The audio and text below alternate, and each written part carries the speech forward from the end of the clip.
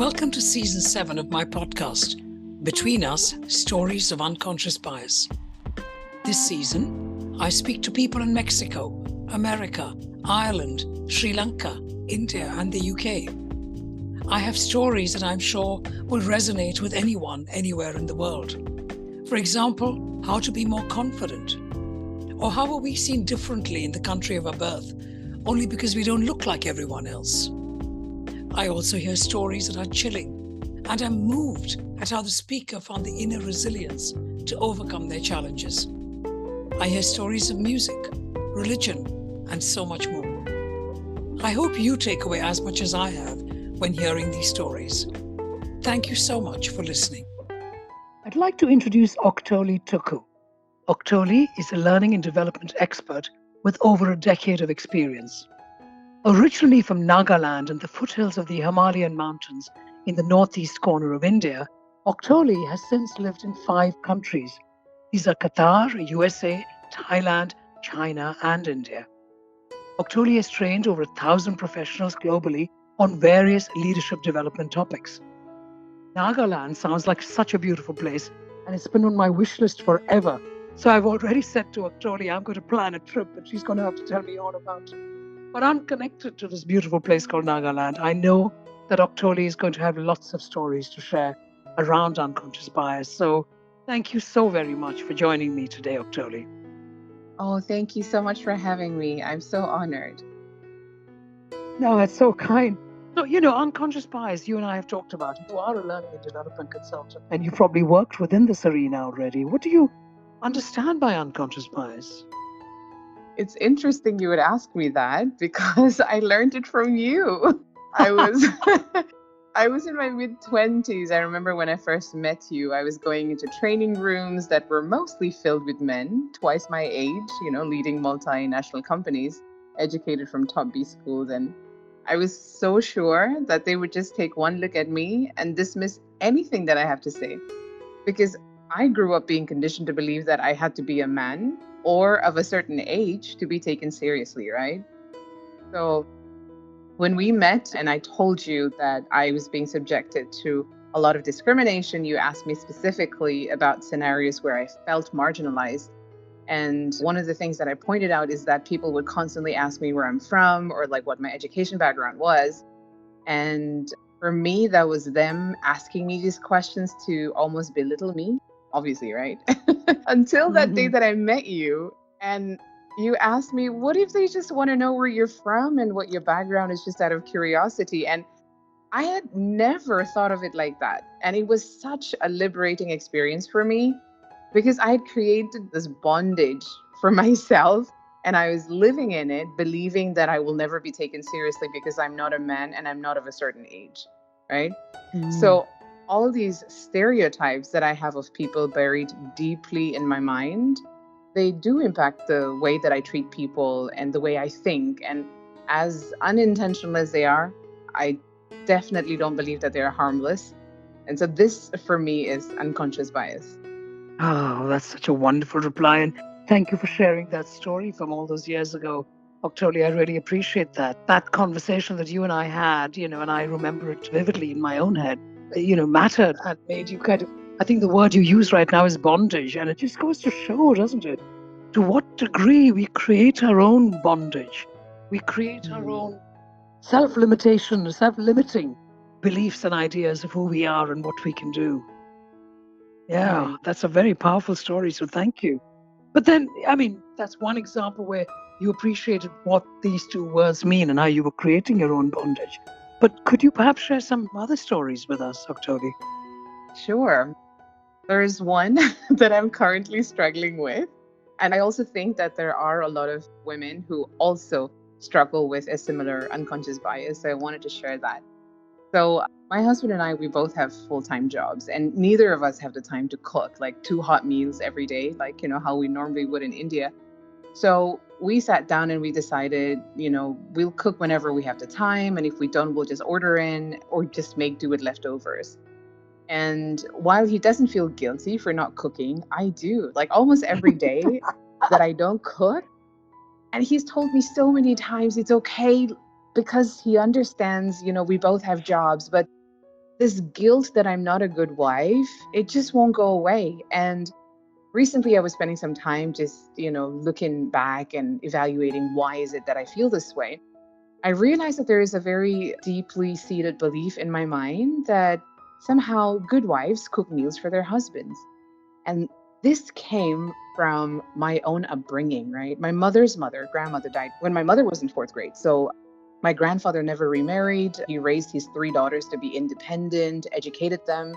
And, for taking care of, the kitchen chores, he just hired a help.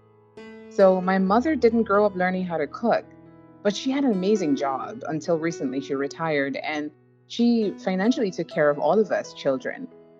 My father, on the other hand, lost his father when he was a teenager, so his mother was uneducated.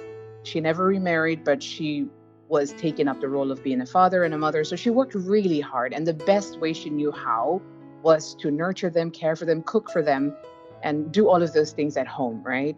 So you can imagine when my parents met and they got married, the story that unfolded, because they both had very distorted ideas of what, a husband's role is or a wife's role is. And so eventually when they got separated, everyone blamed my mother and said that it was because she didn't know how to serve her husband, which primarily was cooking and cleaning up after him. So as an educated woman, married to a wonderful man who does not think it's a woman's job to cook and feed my husband, I know in my head that it's okay if I don't cook, but I often catch myself feeling so guilty if I go without cooking for a week. So like 2 or 3 days is okay. But if it's already a week, then I feel really, really guilty. And it's just this unconscious bias that I know I'm not the only person who feels this way. I just wanted to share this story. It's a great story because, what you've said, just kind of to summarize what you're saying for all of us, for the listeners and for myself, there are a couple of things here. Firstly, it's about us, you, me, whoever we are. We're listening to your story, of course, and our narrative and our upbringing and who we are and how are we brought up and what kind of value systems are embedded within us. And unusually for your mother's generation growing up in India, in Nagaland, I'm assuming, she was brought up with a value system that was extremely feminist, forward thinking, and not typical of a patriarchal home. Whereas your father, because of his circumstances, was diametrically opposite. Now, it's not whether one is good or one is bad. It's not about making judgments about whether that's the right thing to do or that is the wrong thing to do.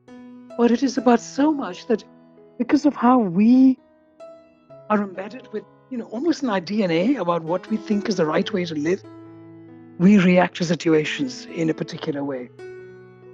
And that's what you're saying, aren't you, Octoli? Because this idea of guilt, as you correctly said, you're not alone in this. And it's not about India. The idea of patriarchy and patriarchal households is all over the world. And certainly during COVID, there's enough research and analysis done where they have seen that both husband and wife working remotely from home because they can't go anywhere because it's COVID. And yet, this is where I don't get the exact figures, but women do far higher percentage of housework than men. The wife, they both got full-time jobs. They could even have two little children running around. And it's COVID, and so the kids can't go to school. It's hard. And yet the women will do more. So that comes down to society, don't you think? Society's expectations? Absolutely, absolutely. And I'm married to someone from the south of India. So my husband also grew up in a very similar, situation where as a man, he didn't know how to cook. Like his mother never allowed him to be in the kitchen because his mother said, your place is not in the kitchen. Right? So until we got married, he didn't know how to cook. That said, because he is such a wonderful person, he has learned how to cook. And every now and then, I know that even in his unconscious bias, he'll say, I've never cooked before in my life, and I do this only for you. And I tell him, I have to laugh. Yes, that's a classic example of, I remember hearing, I think it might have been Chimamanda Ngozi Adichie, the feminist and novelist, the Nigerian-American novelist.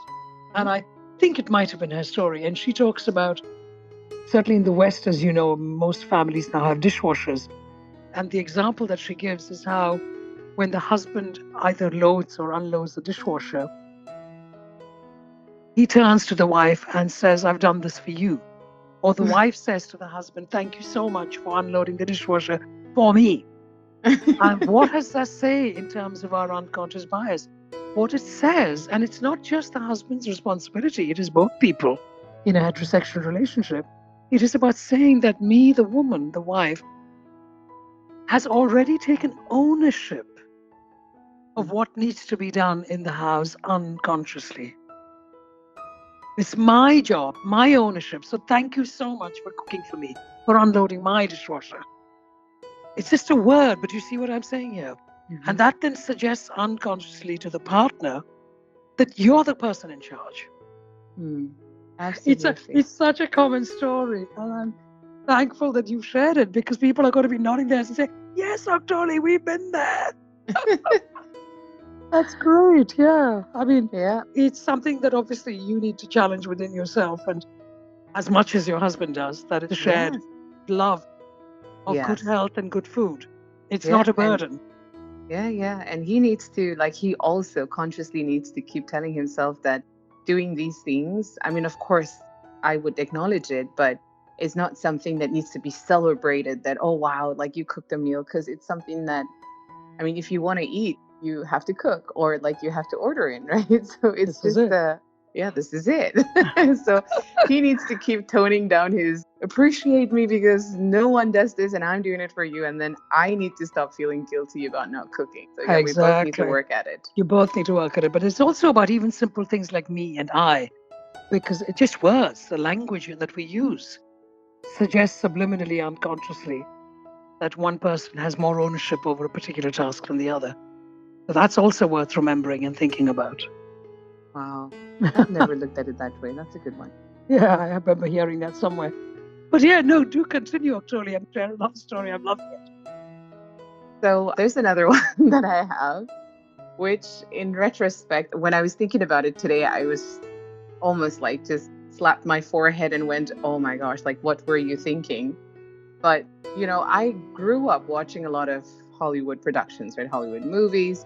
And normally, or I mean, usually there are a lot of movies that imply that Americans are very culturally ignorant and arrogant, right? So this is just something that you see on television over and over again, that it's okay, that Americans will make fun of like other races, and whether it's sarcasm or just different types of humor. Anyway, before I landed in the US to study, I told myself that this is what you're going to get, so you need to be okay with it, right? And so when I got the usual, oh, isn't cricket an insect? Or did you go to school on a camel? Or why do all Indians smell of curry? I just laughed it off and I didn't pay much attention to it because I was expecting them, right? Confirmation bias, right? So how this ended poorly for me was one day a student came up to me and said, "I'm so sorry for the way Mrs. Norma has been discriminating you. And I just want you to know that if you ever want to report it, I would back you up." And I was shocked because I realized I had become so immune and so used to these derogatory comments that I had no idea the teacher was treating me differently anymore. Sure, it was a great defense mechanism, but in doing so, I was unconsciously almost enabling them to continue discriminating people, of different races. And that for me, I think that was another like life-changing experience where I felt, oh no, like I should not be contributing to it or enabling that kind of behavior. Actually, that's a very important point that you've made, Octoli, and thank you for that. Because it isn't just about us. Firstly, of course, what you're saying is that, when somebody is discriminating against you, against me, against whoever it might be, we don't want to feel that sense of insecurity or discomfort. And so we just create our own reality. That's what you're saying. And we just pretend that, it's like in the movies, forget about it. It's going to go away. And we try not to take it personally, because what you don't want is to allow that to rule your life. So you want to feel safe. You want to feel secure. You, me, anyone, you know what I mean? And that's sort of the reasons why many of us may not react back to it. But then the second point that you made, which is crucial, is that by your not reacting for your own sake, what you're then doing is encouraging and enabling, that's the word you used, enabling those people to continue their discriminatory comments and derogatory comments to many other people, including you. That's what you're Mhm. saying. Is that correct? Yes, absolutely. There are so many people, I mean, that would come after me, and people, if I didn't speak up, then people would just assume that it's okay to, you know, tell them, do you not take a shower because you're brown all the time? Like, these are comments that I've heard, and I just thought it was funny and I just laughed it off because I And this is expected now, them. Octoli. I mean, when were you in the US? How many years ago? Oh, 2012, 13. Yeah, So we're talking 10 years ago. 10 years ago. 10 years ago, I am taken aback. And where in the US were you? This is in Hawaii. Right. So just 10 years ago, you are in Hawaii in the United States of America, and you are facing discrimination because of who you are in terms of what you look like, your Mhm. physical appearance. Right. And did you feel, because as we know, people from Northeast India also have a physical appearance, could be even possibly Chinese because of the borderlines are so close. Do you Hmm. feel it was because you didn't look what I would say typical, whatever that means, more darker brown skin, different features? Is that the reason you were discriminated against? Or is it because you looked Indian? I'm sorry to ask, and forgive me, it's a very personal question, but I'm Oh, really no, trying to understand where this came from and what it is that they saw in you to discriminate against you. not at all. I don't mind the questions at all. To be honest, I don't think I'll ever know what made them look at me differently because I can't speak for them. But Mm, what I do know is that I was known as that Indian kid, right? right. So my name is difficult to pronounce. And so, people would just refer to me as that Indian kid. And so they knew I was from India. And so Your I name is guess, phonetic. How can you mispronounce your first name? You just see what you say. How right, you say right. what you see.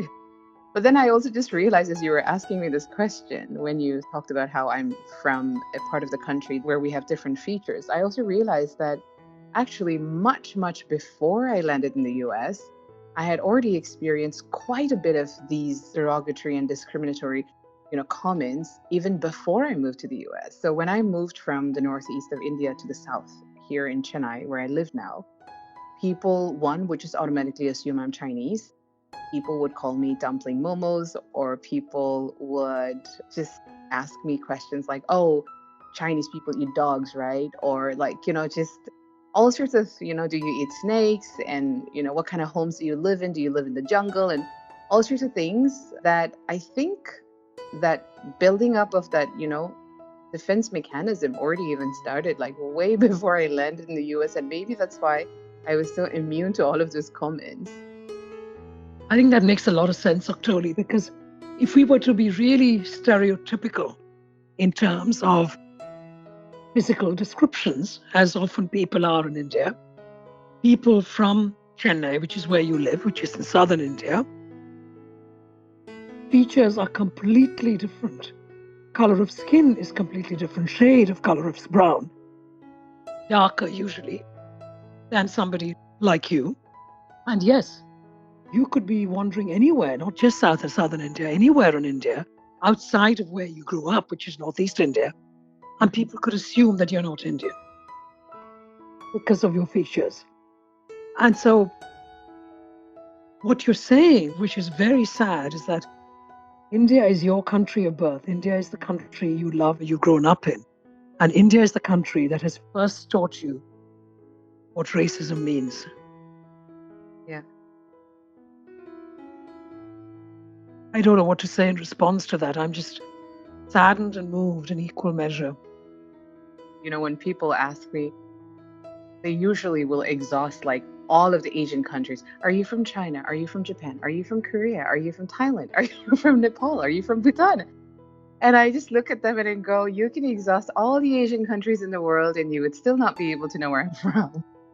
Like, especially when I meet people here, even today, like people will still ask me.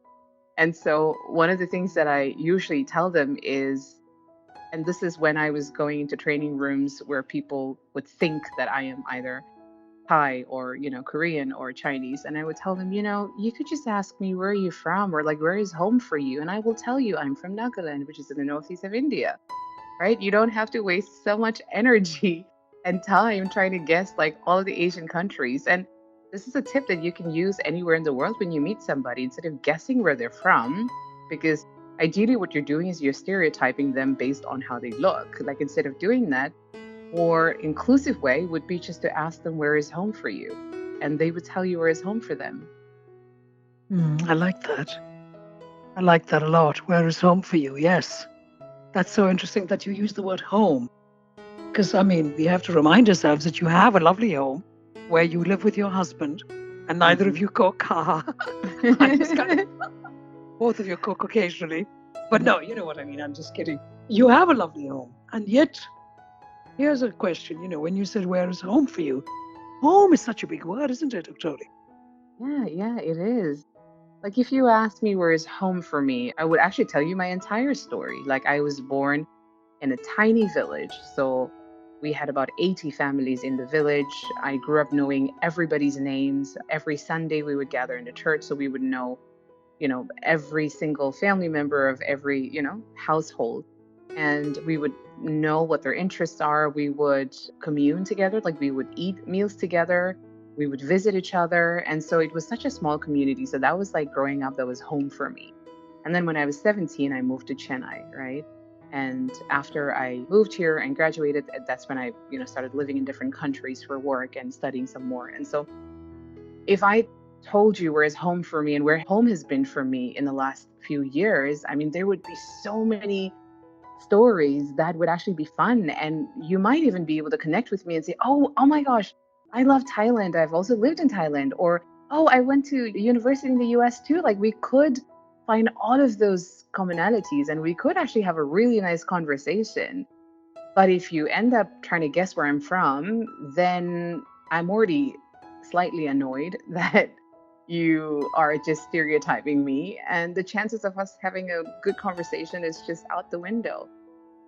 Yeah. But here's an obvious question that I'm going to have to ask because I'm sure that listeners would want to ask you the same question, which Hmm. is you said China and Thailand were two of the countries you traveled to. Hmm. We've just talked about the fact that your facial features, people make assumptions that you could be from either of those two countries, including many others. Right. When you lived there, did you feel any different while you were living in that country? Did you feel included, accepted? Or were you a foreigner there too? Purely I was, from a superficial perspective.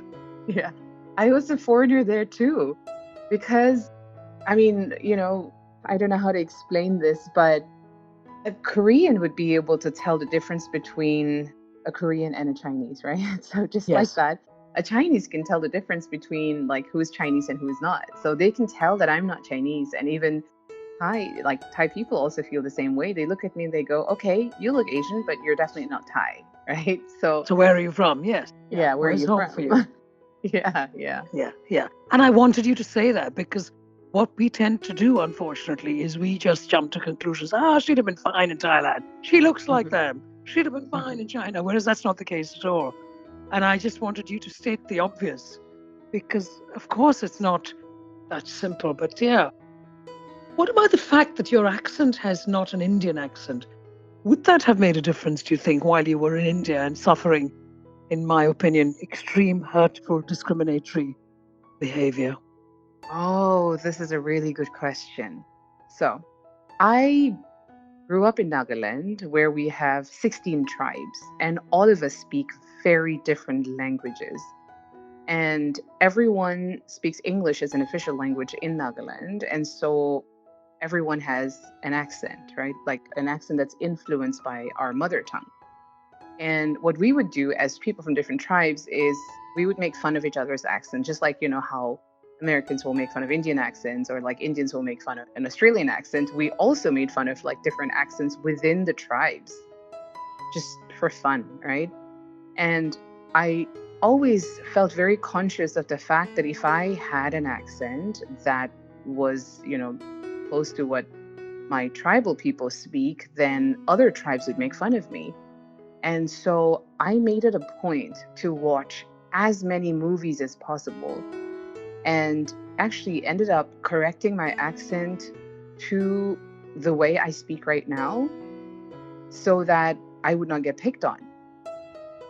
And so people assume, oh, you sound American because you went to university in the US. Oh, I actually spoke like this way before I went to the US. This is something that I learned along the way from watching movies. And you did that to protect yourself. Yeah, yeah.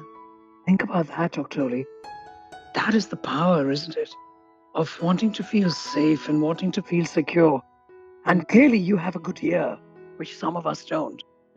If you ask me to do accents, I can tell you I'll fail miserably. But you have a good ear. You have that gift to be able to pick up. And so imagine watching movies. Can I ask, how old were you when you made this decision? Oh, I was very, very young, maybe even like 6, 7, because I went to a boarding school when I was 5 and started watching movies then in school and, just repeating the words that I would hear on the television whenever we would have movie nights and things like that. So even just as little as 5. Wow. So think about that. This little 5-year-old. That says so much about you, Octoli, as a human being. The determination, the motivation of a little girl, age 5, 6, saying, I don't want to feel bad. I don't like the fact that people are discriminatory and make me feel bad because of their comments. So I'm going to create a persona for myself that reduces the discrimination. That's what you did at such a young age.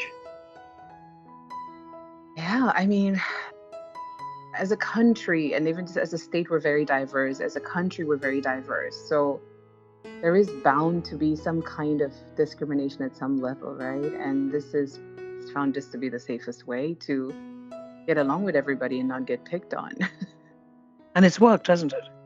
To some It degree. has. There are times when people will say, why do you fake an accent? And that really upsets me because they don't know the story, right? I mean, I know it's just a very harmless question because maybe they're just curious, but even just if they wanted to ask that question in a way that was not offensive, they can ask me, how are you able to switch from like this accent to that accent? Because I speak many Indian languages, by the way. I speak Hindi, I speak Tamil. Where I live now, I speak Tamil, and not many people can, right? And so when I speak Tamil and I'm on the phone, people will never know that I'm not from here. So when I call an Uber driver and he sees my face, he literally will drive past me. And this has happened to me 100 times. They'll drive past me because they're like, you cannot be that person speaking Tamil because you like had such authentic pronunciation. And that's just been something that's in my head. You have a gift for language, yeah. And Yeah. accents. Right. So it would be so offensive when people tell me, why do you fake an accent? Because, well, I switch accents so that you can understand me better, right? As an American, it's difficult for them to understand Indian accent because it's difficult. As an Indian, it's difficult when Americans, have an accent because it's just different. It's not something that you're used to. So I am actually doing you a favor by adjusting or switching my accent so it's easier for you to understand. But instead, people see it as, oh, you're just being fake. And so that's something that really upsets me. But over time, I think it's in the last few years, what I've done is I've decided that I would speak, I don't know, just not really caring too much about like, do I sound American? Do I sound British? Do I sound Indian? But just have my own accent. And so now it's just completely mixed up. Like I'll have very strong like consonant sounds, like, how a normal Indian would. And then I would also roll my R's, and so it's a very confused It's just accent. you, but it's yours. But and it's you own it.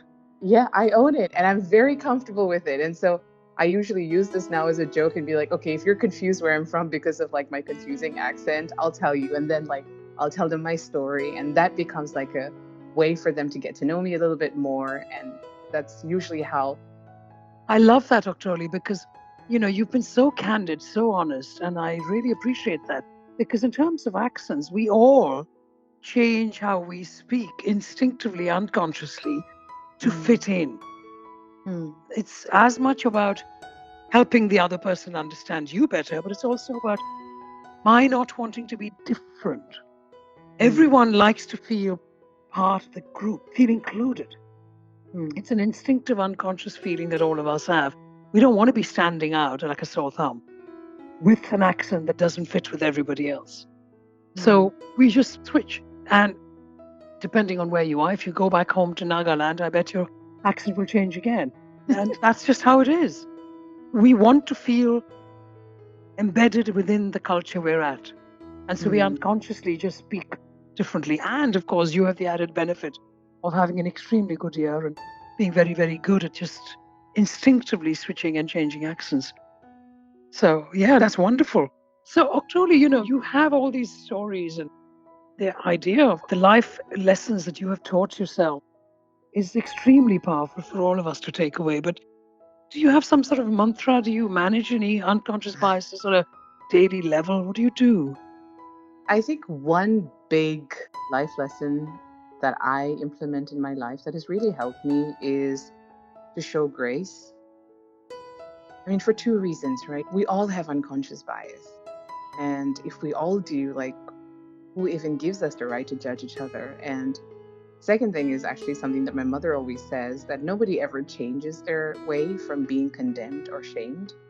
And so if we're wanting to see people change, shaming them and condemning them is not the way to go about it. And I think that when people, extend grace to each other, that's when people are motivated to change, because I think love and grace is a much bigger motivation than, shaming. So that for me, I think grace is a big one for me. Another one is something that I do on a regular basis. Like even today, as I was thinking about the stories, I kept asking myself, why? And I think just to keep asking yourself why is such a big one for me. Like, why do I feel comfortable this way?